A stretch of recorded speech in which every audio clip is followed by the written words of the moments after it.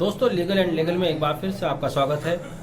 आज फिर से एक बहुत ही दुखद, दिल को दहला देने वाली घटना की खबर नोएडा से मिल रही है, जहां एक युवा अधिवक्ता जिनकी उम्र बहुत ही कम है, अभी नए वकालत की प्रैक्टिस में आए होंगे, ऐसा उनकी शक्ल देखकर प्रतीत होता है। आप इनकी फ़ोटो देखकर महसूस कर सकते हैं।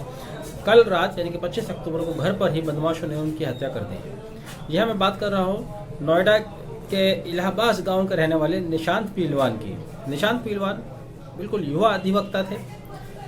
बदमाशों को दुस्साहस देखिएगा, अधिवक्ता के घर पर आते हैं, घर से बाहर बुलाते हैं और उनकी हत्या करके वो हथियार हाथ में लहराते हुए चले जाते हैं। दोस्तों, बहुत ही अफसोस की बात है। अफसोस की बात इसलिए भी है कि उत्तर प्रदेश में, केवल अकेले उत्तर प्रदेश में ही एक हफ्ते के अंदर ये अधिवक्ता की दूसरी हत्या है। इससे पहले आपको याद होगा 18 अक्टूबर को शाहजहांपुर जिला कोर्ट परिसर के अंदर तीसरी मंजिल पर वरिष्ठ अधिवक्ता भूपेंद्र प्रताप सिंह की हत्या कर दी गई थी।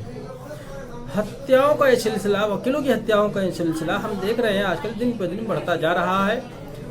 बदमाशों के हौसले बुलंद हैं। हौसले आखिर क्यों बुलंद है? हत्याओं का ये सिलसिला क्यों बढ़ता जा रहा है?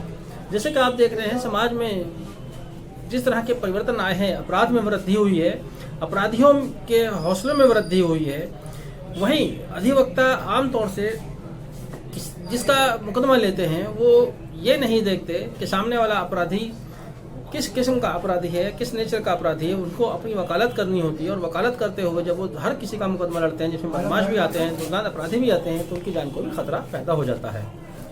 यहाँ पर चर्चा हुई है, बात उठी थी कि अधिवक्ताओं की सुरक्षा के लिए भी कोई कानून होना चाहिए, कोई व्यवस्था होनी चाहिए, जिसको लेकर बार काउंसिल ऑफ इंडिया द्वारा 7 वरिष्ठ अधिवक्ताओं की कमेटी गठित की गई थी, जिन्होंने 2 जुलाई 2021 को एक बिल बनाकर दिया, जिसको एडवोकेट प्रोटेक्शन बिल 2021 के नाम से जाना गया।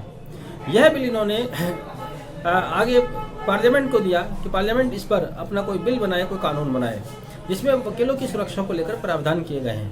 लेकिन आज तक जब से ये बिल बना कर दिया है, अभी तक इस पर कोई चर्चा नहीं हुई है। इसके अलावा जैसे हमने पिछली वीडियो में जिक्र किया था, राम मिलन यादव एक अधिवक्ता हैं जिन्होंने एक रिट पिटीशन फाइल की हुई थी माननीय सुप्रीम कोर्ट के सामने। उन्होंने कहा था कि मैं अधिवक्ता हूं, मुझे अपनी सुरक्षा का भय रहता है, तो मुझे आर्म्स लाइसेंस की ज़रूरत है। उनके writ petition number 24708 Ram Milan versus state of UP supreme court ने उस वक्त यही कहकर खारिज कर दी थी कि अधिवक्ताओं को आर्म्स लाइसेंस की ज़रूरत नहीं है। लेकिन मुझे ऐसा लगता है, सुप्रीम कोर्ट का जजमेंट है, हम उसका सम्मान करते हैं, लेकिन समय के साथ साथ जिस तरह का बदलाव आया है, इन चीज़ों पर विचार करना चाहिए।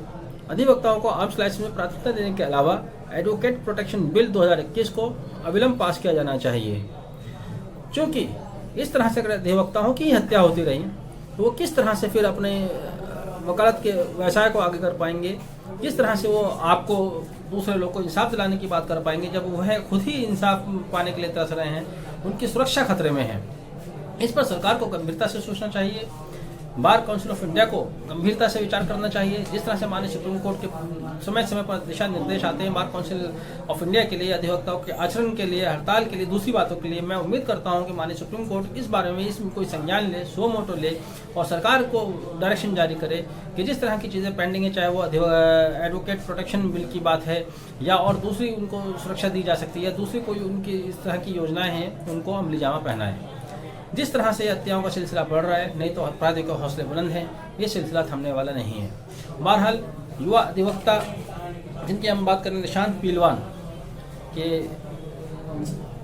उनके लिए हमें काफ़ी अफसोस है, सभी को अफसोस है, सभी अधिवक्ताओं को अफसोस है।